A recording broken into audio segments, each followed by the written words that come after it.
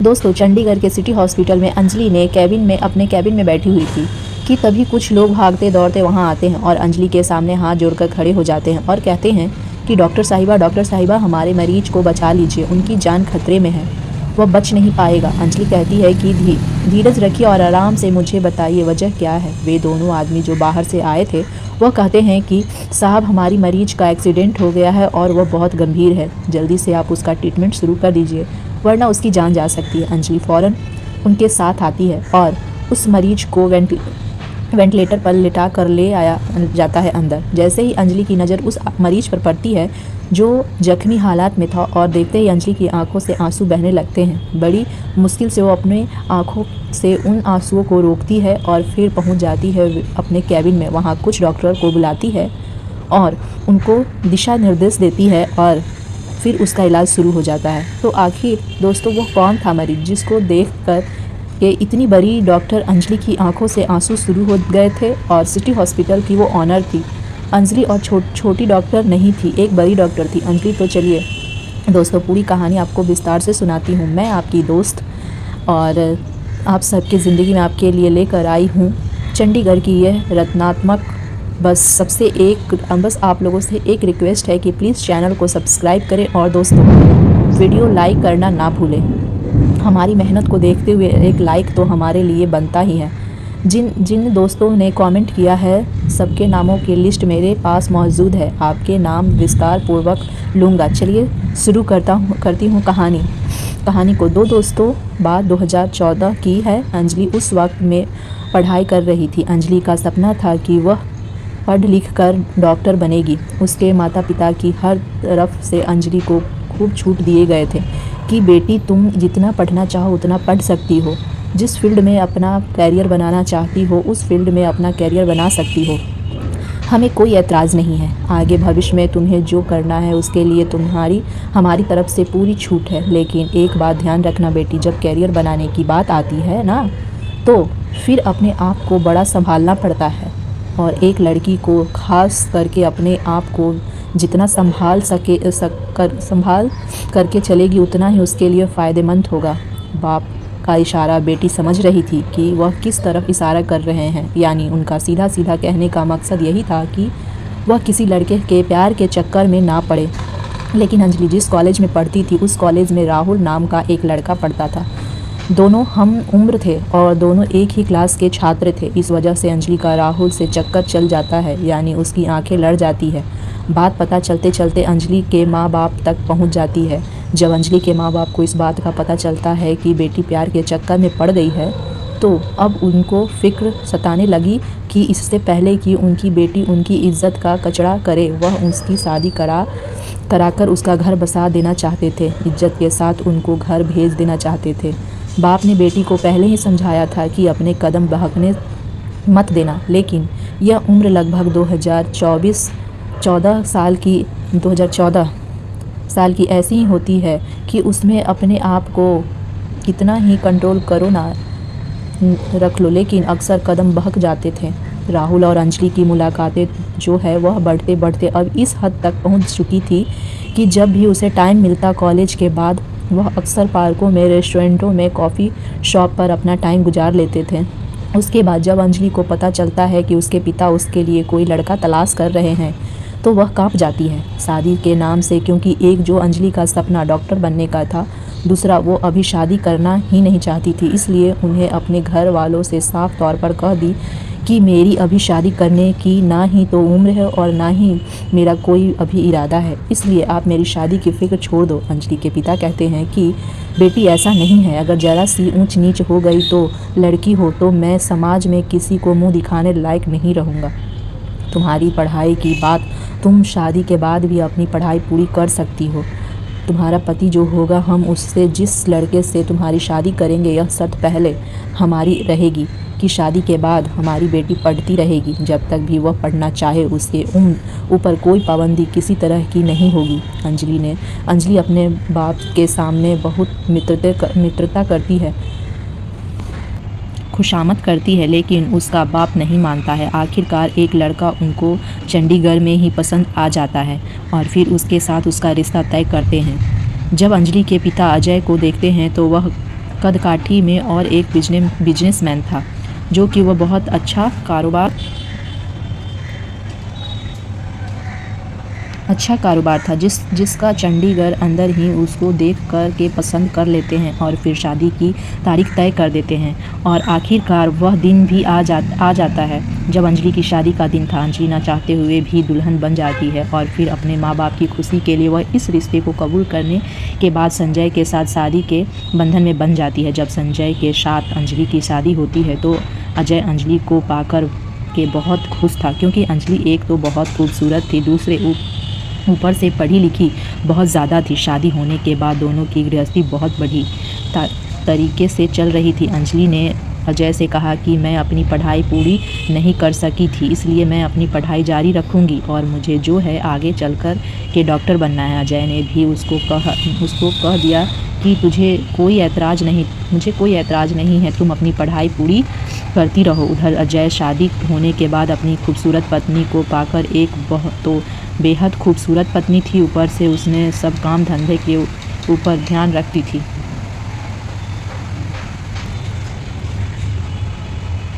काम धंधा के ऊपर ध्यान देना बंद कर दिया था। उधर चार दोस्तों में बैठने लगा था, उसकी वजह से धीरे धीरे वह अब शराब का सेवन करने लगा था। और दोस्तों, आपको पता है कि जब यह शराब ज़िंदगी में आती है तो फिर बड़े बड़े घरों को तहस नहस कर देती है। बड़े बड़े महाराजाओं को इनसे शराब ने तबाह और बर्बाद कर दिया है। यही हुआ था अजय के साथ भी। आने वाले टाइम को भांपते हुए अंजलि ने संजय को वार्न करना शुरू कर दिया था कि अजय, मुझे लगता है कि तुम शराब का सेवन करने लगे हो, इसको यहीं छोड़ दो। और इस शराब को अगर तुमने ज़्यादा मात्रा में लेना शुरू कर दिया तो फिर यह हमारी हंसती खेलती ज़िंदगी को बर्बाद कर देगी। अजय पत्नी की बात को सुनी अनसुनी कर देता है, वह उसकी बात पर ध्यान ही नहीं देता था। अब इस शराब की वजह से जब अंजलि संजय को टोका टाकी करती तो अब दोनों के बीच में झगड़े होने लगे थे। अंजलि दोहरी जिंदगी जी रही थी। एक तो वह पढ़ाई कर रही थी, दूसरी जब वह पढ़ने के बाद आती घर का काम भी उसे करना पड़ता। ऊपर से अब पति शराब पीकर आता तो वह उसके साथ उल्टी सीधी हरकतें करता। अंजलि दिन की थकी हुई होती थी, घर का काम भी आकर करती थी, ऊपर से पति की उल्टी सीधी हरकतों से उसका मन जो है अब चिड़चिड़ा सा कहने लगा था। वह अपने पति से प्यार की वजह अब नफरत करने लगी थी, क्योंकि पति पत्नी का रिश्ता ऐसा होता है कि इसमें प्यार के साथ जो पति पत्नी की ज़िंदगी गुजरती है उसके तो कहने ही क्या है, लेकिन पति पत्नी के रिश्ते में अगर करवाहट आ जाए तो फिर ज़िंदगी जहन्नम बन जाता है। ऐसे ही कुछ अंजलि के साथ भी हो रहा था। अंजलि नहीं चाहती थी कि उसका पति शराब पीते, लेकिन अजय था कि किसी तरह से मानने के लिए तैयार ही नहीं था। और दिन बढ़ती उसकी खुराकी जो है वह ज़्यादा होती जा रही थी। कम होने की बजाय हर रोज़ का यही मामला था कि अजय रात को शराब के नशे में धुत आता और फिर थकी हुई अंजलि को परेशान करता। अंजलि ना चाहते हुए भी शराबी पति के साथ वह रात गुजारती। जैसे तैसे उसकी रात गुजरती। अब अंजलि अपनी किस्मत पर आंसू बहाने लगी थी और अपने टाइम को यानी अपने आप को कोसने लगी थी कि उसके माँ बाप ने उसके साथ यह कितना बड़ा अनर्थ कर दिया है कि मेरी शादी इस बेवड़े के साथ करा दी, बेहाल कर दी है। क्यों ना करती, उसके पास सब्र करने के अलावा कोई चारा नहीं था। इस बीच अंजलि गर्भवती हो जाती है।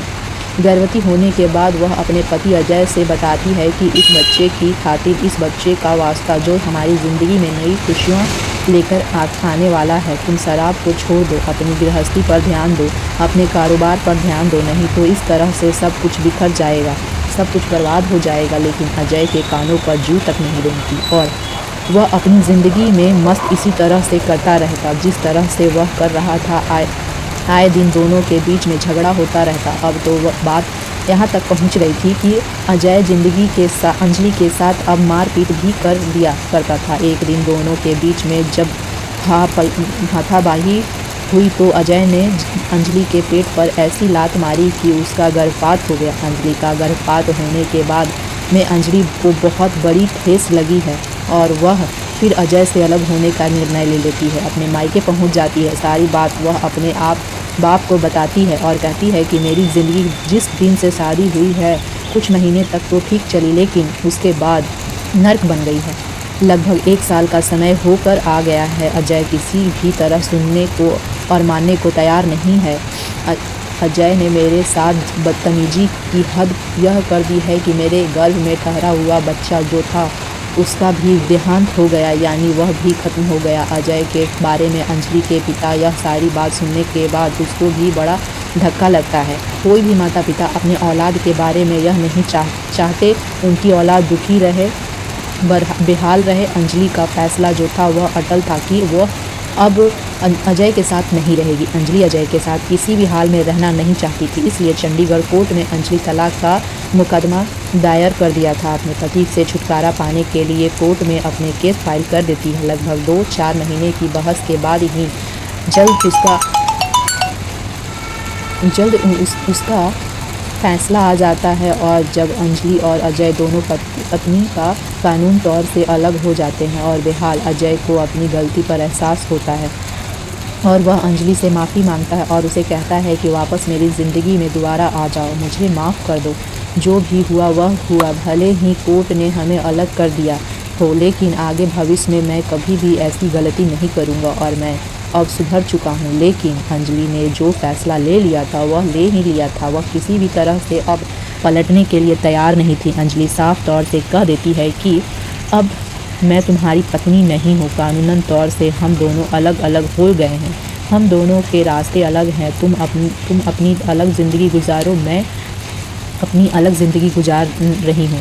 अजय अंजलि के घर तक आता है, उसके माँ बाप से भी विनती और खुशादमा करता है। अंजलि के पैर भी पड़ने के लिए तैयार हो गया था, लेकिन अंजलि ने जो निर्णय ले लिया था उस पर वह अटल थी। उसने अपनी पति की बात नहीं मानी, क्योंकि अंजलि को पता था कि यह शराबी जो होते हैं वह 1 नंबर के ठरकी होते हैं और झूठे मक्कार होते हैं। अपना मतलब निकालने के लिए ये किसी भी हद तक चले जाते हैं, और जब इनका मतलब निकल जाता है तो फिर यह अपने उसी पुरानी राह पर आ जाते हैं। इसलिए जानबूझकर अंजलि कोई भी रिस्क नहीं लेना चाहती थी और उसने साफ तौर से उसको साथ जाने के लिए मना कर दिया था। बेहाल वक्त का पहिया पूरी स्पीड के साथ दौड़ा था और वक्त गुजरता जा रहा था। इधर अंजलि शादी ख़त्म होने के बाद अपनी पढ़ाई पर पूरे ध्यान देती थी, डॉक्टर की पढ़ाई कर रही थी। उधर वह PGI चंडी में एडमिशन ले लेती है। वहाँ उसका एडमिशन हो जाता है, वहाँ पर प्रैक्टिस भी करने लगती है। धीरे धीरे करते करते 5 साल का अरसा गुजर जाता है और अंजलि एक अच्छी खासी डॉक्टर बन जाती है, क्योंकि घर में सबके बाप के पास प्रॉपर्टी की ज़मीन की कमी नहीं थी। हाईवे के पास से अच्छी खासी उनकी ज़मीन पड़ी थी। वहाँ पर अंजलि के बाप ने अंजलि के लिए एक हॉस्पिटल वहाँ पर उसको खोल करके दे दिया था कि बेटी डॉक्टर बनने के बाद अपने क्लिनिक में प्रैक्टिस करे। और अंजलि एक तो PG में भी प्रैक्टिस कर रही थी, दूसरे उसने अपने हॉस्पिटल में भी प्रैक्टिस करनी शुरू कर दी थी। उसका अपना हॉस्पिटल भी ठीक ठाक चलने लगा था, ठीक ठाक मरीज आने लगे थे। जैसे जैसे टाइम बढ़ता जा रहा था अंजलि को तजुर्बा होता जा रहा था, और भगवान ने उसके हाथ में ऐसी फितरत रखी थी कि वह जिस मरीज के ऊपर भी हाथ रख देती, जिस मरीज का भी इलाज कर देती, तो फिर वह ठीक होकर ही उसे हॉस्पिटल से जाता। इसलिए उसकी शोहरत भी काफ़ी होने लगी थी। सिटी हॉस्पिटल के नाम से उन्हें अपना हॉस्पिटल का नाम रखा था। अब आसपास के इलाके में उस हॉस्पिटल की काफ़ी शोहरत भी थी। वहाँ पर जो डॉक्टर अंजलि है वो बहुत अच्छी है, बहुत काबिल डॉक्टर है। इसी तरह से एक दिन अंजलि अपने कैबिन में बैठी थी। वहाँ पर 2-3 लोग रोते पीटते गिड़गिड़ाते आते हैं और फिर वह उस मरीज को एडमिट कर लेते हैं। जब उस पर नज़र पड़ती है तो अंजलि अपने आंसुओं को रोक नहीं पाती। वह मरीज कोई और नहीं था, वह पेशेंट जो था वह अजय था। आखिरकार अंजलि ने जब लगभग 7 साल बाद अपने पति को इस हालत में देखा तो आखिर वह उसकी पत्नी रह चुकी थी। भले ही उससे तलाक ले चुकी थी, लेकिन एक ज़माने में वह उसकी पत्नी थी, उसके साथ उसने दिन गुजारे थे। वह अलग बात है कि अजय की हरकतों से उसके अजय से तलाक ले लिया था, फिर भी उसको तो पल याद आते हैं जो उसके साथ उसने गुजारे थे, और इस तरह हाल में देखकर पति को उसके आंसू निकल ही जाते हैं। अपने जूनियर डॉक्टर को, नर्सों को वह हुक्म देती है और उसको इलाज करने के लिए शुरू कर देती है। इलाज शुरू होने के बाद जो उसके जख्म थे वह भरने लगते हैं धीरे धीरे, फिर वह ठीक होने लगता है। जैसे ही वह होश में आता है और सामने अंजलि को देखता है, वह हैरान रह जाता है। धीरे धीरे जब बात करने लायक होता है, बोलने लायक होता है, तो फिर अंजलि से उससे पूछती है कि तुम्हारी यह हालत कैसे हुई, एक्सीडेंट तुम्हारा कैसे हुआ। उसके बाद वह कहता है कि अंजलि, तुम्हारे जाने के बाद आज तक मैंने दूसरी शादी नहीं की। तुमसे तलाक होने के बाद, तुम्हें बिछड़ने के बाद मुझे यह एहसास हुआ कि मेरी ज़िंदगी को अगर कोई सवार करती है तो वह तुम थी। तुम्हारे आने के बाद मेरी शराब की लत और बढ़ गई थी, और मेरी दौलत इसी तरह से ख़त्म हो रही थी। समझ में नहीं आ रहा था कि क्या करूं। अब कोई संभालने वाला भी नहीं था, घर वाले भी मेरे ऊपर ध्यान नहीं देते थे। घर वाले ने भी मुझे रोकना टोकना बिल्कुल बंद कर दिया था। बस इसी तरह से टाइम गुजर रहा था। हर वक्त शराब के नशे में रहता था। आज मैं गाड़ी से कहीं जा रहा था, काम से, शराब का नशा था। ओवरटेक करते हुए मेरी गाड़ी एक्सीडेंट हो जाती है, और फिर उसके बाद मुझे नहीं पता क्या हुआ। मेरे पास मोबाइल था। कुछ लोग बताते हैं कि उन्हें उठा करके मेरे घर वालों को फ़ोन किया। फिर मेरा भाई, मेरे पड़ोसी यहाँ पर आते हैं और लाकर तुम्हारे पास एडमिट करा देते हैं। अंजलि से वह हाथ जोड़कर अपने लिए किए गए माफ़ी मांगती है और कहती है कि अंजलि, मैंने जितना तुम्हें परेशान किया था जब तुम मेरे साथ शादी के बंधन में बंधी थी, उस सब बातों से मैं माफ़ी मांगता हूँ। और आज भी अभी तक मैंने शादी नहीं किया, और मैं चाहता हूँ कि तुम मेरी ज़िंदगी में वापस आ जाओ। अंजलि कहती है कि ऐसा तो मुमकिन ही नहीं। शादी के बारे में मैंने बिल्कुल छोड़ दिया है। कॉलेज के ज़माने में मेरा एक प्रेमी था जिसको मेरे माँ पापा ने बिल्कुल चाहा ही नहीं था कि मैं उसके साथ प्यार करूं, इसलिए उन्होंने मेरी शादी, पढ़ाई भी पूरी नहीं होने दी थी और तुम्हारे साथ शादी कर दी थी। शादी होने के बाद मुझे पता चला कि पति कैसा होता है, कि जिस आदमी को आप जानते भी नहीं हो और सब कुछ छोड़ने के बाद उसके साथ शादी के बंधन में बन जाते हो, और फिर वह तुम्हें सुखी रखने के बजाय परेशान करता है, मारपीट करता है, शराब के नशे में उसके साथ उल्टी सीधी हरकतें करता है। ऐसे होते हैं पति। तो फिर ऐसे पतियों से तो फिर मैं बिना पति के ही सही हूँ। उस दिन के बाद मुझे मर्द से नफरत हो गई है शादी के नाम पर अब, और यह मैंने निर्णय कर लिया है कि शादी ही नहीं करूँगी। डॉक्टर बनने का मेरा सपना था, मैं डॉक्टर बन चुकी हूँ। मैं एक सेवा भाव के लिए यह पेशा करती हूँ, ना ही तो मैं पैसा कमाने के लिए, और ना ही मैं अपनी शादी करने के लिए यह काम करती हूँ। एक सेवा भाव के लिए, लोगों की सेवा करने का जज्बा मेरे अंदर है। उसको लेकर के मैं यह काम करती हूँ, और बस इसी तरह से अपनी ज़िंदगी गुजार दूँगी। मेरे माँ बाप बहुत कहते थे कि बेटी शादी कर लो, लेकिन उस दिन के बाद, तुमसे अलग होने के बाद, अब शादी करने को मन ही नहीं करता। बेहाल कुछ दिनों वहाँ उसके हॉस्पिटल में वह एडमिट रहता है। अजय का जो भी इलाज चलता है, जितने दिन का भी उसका जो खर्च होता है, लाख रुपए, वह भी अंजलि नहीं लेती है, लेकिन और फिर हाथ जोड़कर उसे विदा कर देती है। वह बस जाते हुए यही सबसे कहती है कि मेरी आपसे रिक्वेस्ट यही है, क्योंकि तुम्हारे साथ मैंने काफ़ी टाइम गुजारा, कि यह शराब छोड़ दो। अगर ज़िंदगी तुम्हारे वाकई जो मिली है यह वरदान है, तुम मर भी सकते थे जितना तुम्हारा खतरनाक एक्सीडेंट था। भगवान के लिए इस शराब को छोड़ दो और अपनी ज़िंदगी को हंसी खुशी गुजारो। अजय अपने घर चला जाता है। इधर अंजलि अपने हॉस्पिटल में लोगों की सेवा करती रहती है। आज भी तो दोस्तों कैसी लगी यह कहानी बताइएगा। जब संजय कुमार इनकी पत्नी है, रक्षा रानी बेटी है, और सिद्धार्थन जिसकी बिजोरी, और से गोविंदा प्रसाद नेपाल से हैं। तो प्लीज़ आप लोग कमेंट में फिर से बताइएगा, और इससे आप अपना राय ज़रूर साझा कीजिएगा। अभी के लिए इतना ही, फिर मिलते हैं। अलविदा, बाय बाय।